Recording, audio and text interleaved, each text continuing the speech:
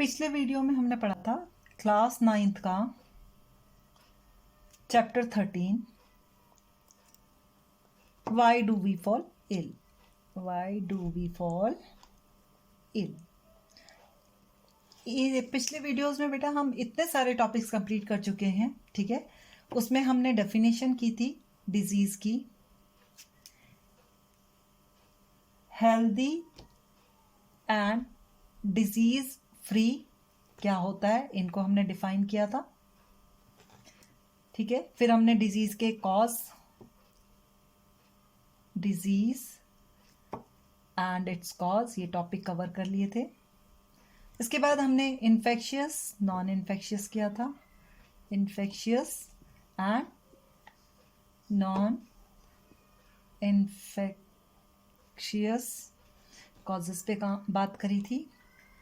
उसके बाद हमने किया था डिजीज के एजेंट्स, डिफरेंट एजेंट्स के बारे में बात की थी। उसके बाद हमने किया था मीन्स ऑफ स्प्रेड, कैसे वो फैल रहा था, मीन्स ऑफ स्प्रेड। और इसके बाद हमने कहा था कि वो पर्टिकुलर क्या है, ऑर्गन स्पेसिफिक हैं या टिश्यू स्पेसिफिक हैं, ऑर्गन स्पेसिफिक और टिश्यू स्पेसिफिक।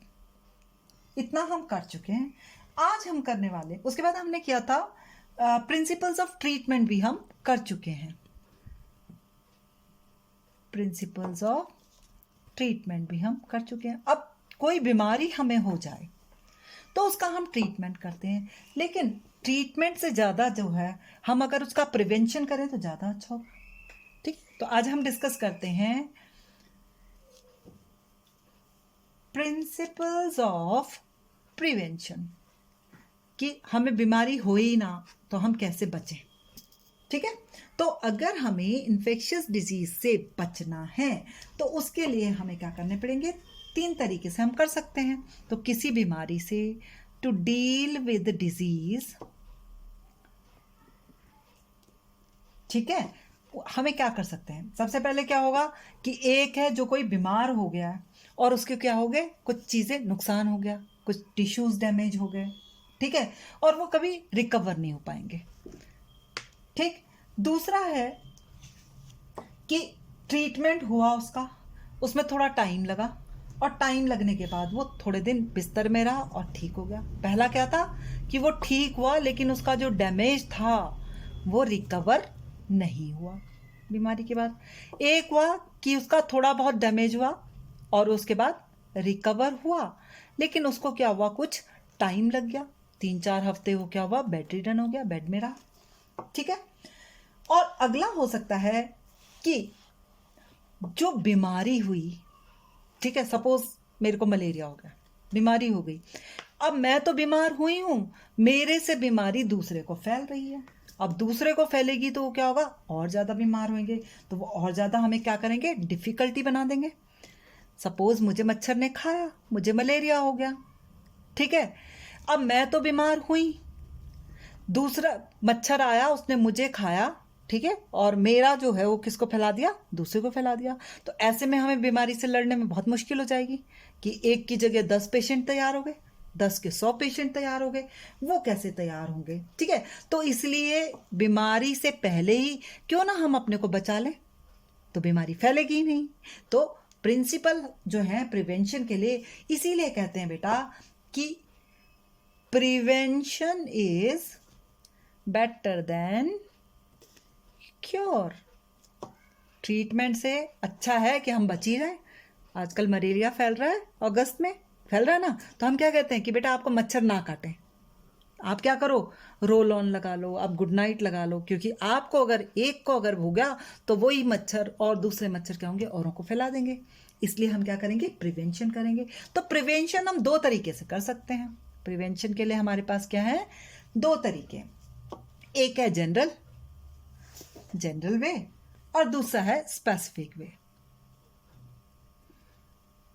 ठीक है। जनरल वे क्या है कि हमारा क्या करना है, हमने जो बीमारी है उसके एक्सपोजर से बचना है।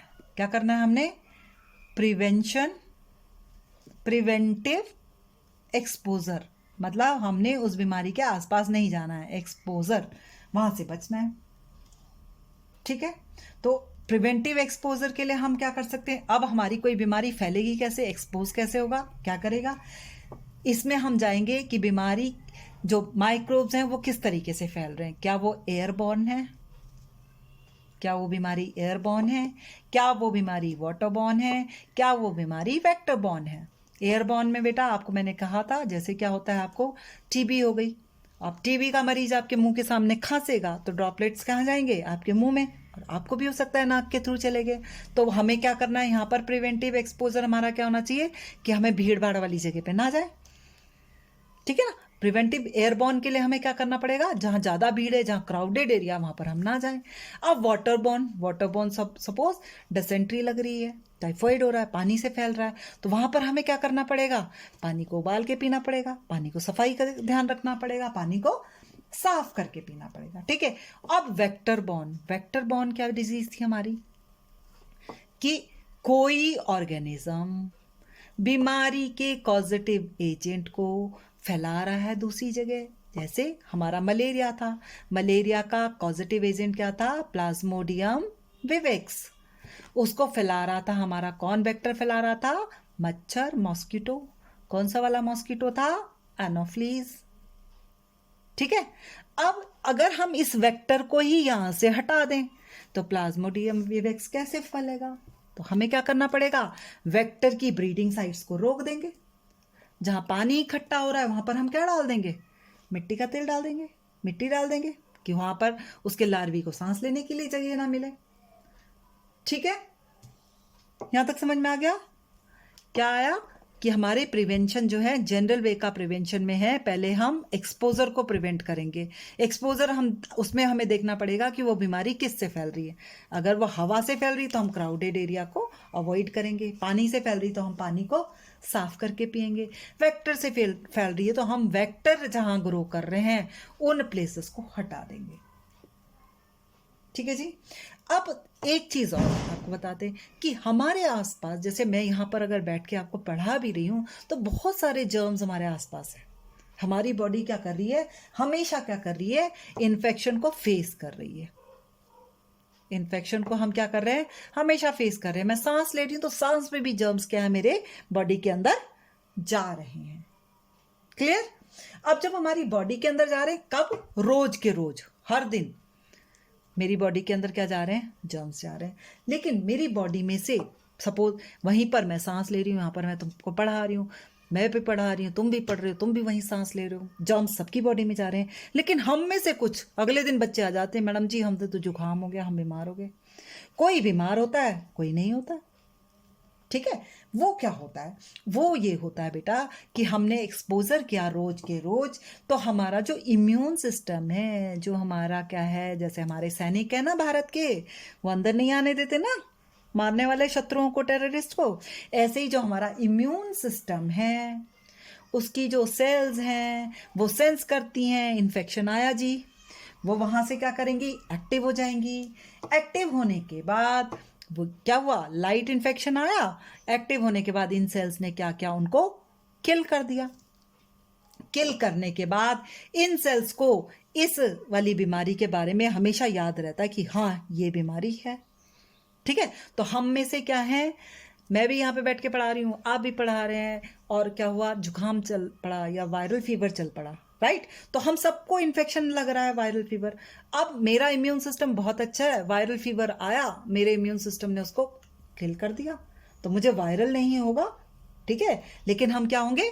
ठीक हो जाएंगे। तो अब मेरे शरीर के अंदर, क्योंकि थोड़ी मात्रा में वो गए थे मेरे अंदर जर्म्स, अब अगर बाद में ज्यादा जर्म्स मेरे बॉडी में जाएंगे तो मेरी सेल्स को पता है ना कि ये वाले जर्म्स है, इनके लिए ये वाली चीज हमें बनानी है, ये वाली एंटीबॉडीज बनानी है और इसको मारना है, राइट? तो हमारा क्या हो जाता है? यहां पर हमने डिजीज को फर्स्ट टाइम जब इन्फेक्शन हुआ तो हमें ज्यादा टाइम लगा ज्यादा टाइम, क्योंकि उन्होंने बीमारी वाली सेल्स को देखा कैसी हैं, इसके लिए कौन सी हमें एंटीबायोटिक बनानी है, क्या करना है। ठीक है जी। अब दूसरा तरीका, एक तरीका तो ये हो गया। अब हमारे आसपास सब में कौन बचेगा? किसकी बीमारी ठीक होएगी? जो अपने खाने पीने का ध्यान रखेगा। मैं खाना ही कम खा लूं। तो दूसरा तरीका क्या हो सकता है हमारा बेटा बीमारी से बचने का? एक तो हमने कहा जनरल वे में हम क्या करते हैं, एक तो हमारा हो जाता है कि प्रिवेंटिव एक्सपोजर, हम उस जगह से बचेंगे। हम कहते हैं ना कि भाई फला फला यहाँ नाहन में जो अमरपुर मोहल्ला में डेंगू फैला, भाई वहां नहीं जाना। प्रिवेंटिव मेजर हो गया कि हमने भीड़ में नहीं जाना, हमने वहाँ वेक्टर है, वहाँ मच्छर हैं, तो वहाँ के मच्छरों में क्या है, डेंगू के वो हैं, तो वो हमें कर सकते हैं, इसलिए हम वहाँ नहीं जाएंगे। वो तो हो गया हमारा प्रिवेंटिव एक्सपोजर। और दूसरा हुआ हमारा खाने पीने से मैनेजमेंट, जो हमने क्या डिजीज से लड़ने के लिए मैनेजमेंट में क्या होगा, हम अपने घर के आसपास साफ रखेंगे, हम अपनी सफाई रखेंगे, हम अपना खाना खाएंगे ढंग से, तो वहां पर क्या हो जाएगा, हमारा खाना फूड हो जाएगा। हम आराम करेंगे, हमें पता चला कि बीमारी, क्योंकि हमें ताकत चाहिए उस समय लड़ने के लिए, तो बीमारी टेंशन के, जिसमें हमने एक किया प्रिवेंटिव एक्सपोजर, एक हमने क्या किया बेटा, प्रिवेंटिव एक्सपोजर, जिसमें हमने देखा कि डिजीज कैसे स्प्रेड हो रही है, और दूसरा हमने अपने आप को मैनेजमेंट किया, अपना खाना लिया, अपना रेस्ट लिया। ठीक, अब आते हैं हम स्पेसिफिक वे में।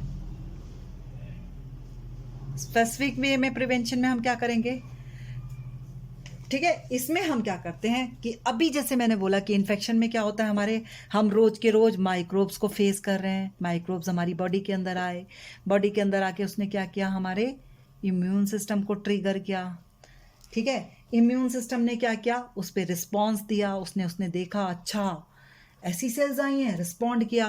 रिस्पॉन्ड करने के बाद उसने क्या किया, स्पेसिफिक अपना ट्रीटमेंट किया, एंटीबॉडीज बनाया, जो भी बनाया, तो उसने रिस्पॉन्स करके क्या किया, उसको फाइट कर गया वो। ठीक है, और हम क्या हो गए, ठीक हो गए, हेल्दी हो गए, हम हेल्थ आ गई हमारी वापस, हमारे इम्यून सिस्टम ने रिस्पॉन्ड किया और उनको किल किया जर्म्स को, और हमारी क्या हो गई, हेल्थ रिगेन हो गई।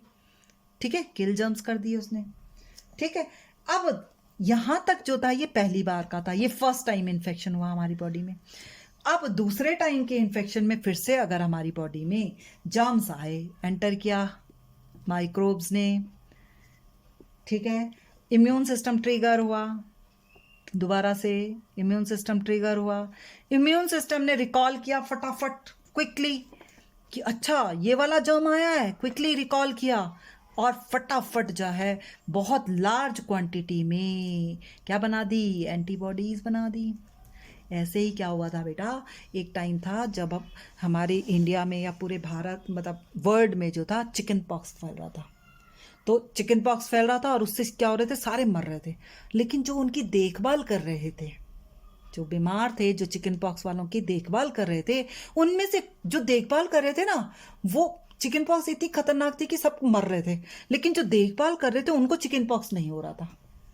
कारण यही था कि वो जिनकी देखभाल कर रहे थे वो कम मात्रा में, उनके अंदर कम क्वांटिटी में माइक्रोब उनके अंदर गए, उनका इम्यून सिस्टम ने काम किया और उन माइक्रोब्स को मार दिया। अब उनकी बॉडी में हमेशा के लिए याद था कि अच्छा चिकन पॉक्स का जैसे ही माइक्रोब आएगा ज्यादा उसमें, हमने ये वाला एंटीबॉडीज बनाना है, इसलिए वो बच रहे थे सारे के सारे। तो इसी चीज को हमने साइंटिस्ट ने अपने में अप्लाई किया। हमने क्या किया, हमने वैक्सीनेशन करना शुरू कर दिया। ठीक है, वैक्सीनेशन में क्या करते हैं हम अपनी बॉडी में वीक या किल जर्म्स को एंटर करते हैं। इंजेक्शन से अपनी बॉडी के अंदर क्या डाल दिया हमने, वीक जर्म्स या माइक्रोब्स डाल दिए। अब वो इतने कमजोर हैं, इसने क्या किया, हमारे इम्यून सिस्टम को ट्रिगर किया। इम्यून सिस्टम ने क्या किया, रिस्पॉन्स करना शुरू किया। रिस्पॉन्स करके क्या करेगा, वो एंटीबॉडीज बनाएगा। ठीक है, और हमें पता है कि हमने इतना हल्का इन्फेक्शन अपने बॉडी के अंदर भेजे हैं, इतने वीक और किल माइक्रोब्स अपने बॉडी के अंदर भेजे हैं कि वो उस बीमारी से ठीक हो ही जाएंगे, उसके अगेंस्ट वो काम कर लेंगे। मतलब हमने इम्यून सिस्टम को एक तरह से स्टार्टअप दिया कि कर, और लड़ बैठ के डन।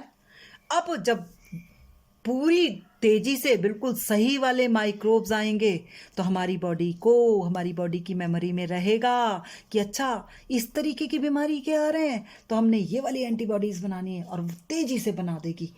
ठीक है, और हम अपनी बीमारी से, तो वैक्सीनेशन क्या होता है बेटा, we prepare our body before the disease for the disease. ठीक है, जैसे आपके वैक्सीन में आपको पढ़े होंगे आपने, हेपेटाइटिस का है, वैक्सीन BCG है, आपका पोलियो वैक्सीन है, ये सारे के सारे क्या है, इनमें हमारी बॉडी के अंदर क्या डाल रहे हैं हम, वीक या किल जर्म्स डाल रहे हैं, ताकि हमारी बॉडी का इम्यून सिस्टम ट्रिगर हो जाए, उत्तेजित हो जाए और वो उनको खत्म कर दे। आज आपका ये चैप्टर पूरा खत्म हो गया। अगले वीडियो में हम अगला चैप्टर कंटिन्यू करेंगे।